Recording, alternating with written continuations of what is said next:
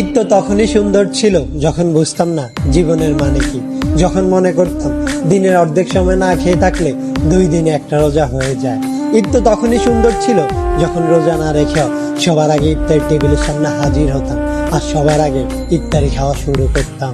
ঈদ তো তখনই সুন্দর ছিল যখন ঈদের নতুন জামা কাপড় কিনে দেওয়ার জন্য আব্বু আম্মুর কাছে কান্নাকাটি করতাম আর মনে করতাম কেউ ঈদের নতুন জামা কাপড় দেখে ফেললেই হয়তো ঈদ শেষ হয়ে যাবে।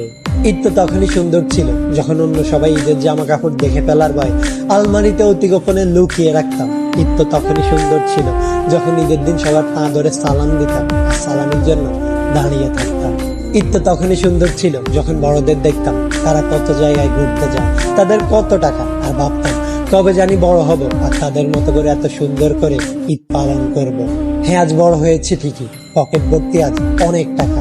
ঈদ আজ ঠিকই আছে, কিন্তু হারিয়ে গেছে ছোটবেলায় কাটানো ঈদের সেই আনন্দময় মুহূর্তগুলো।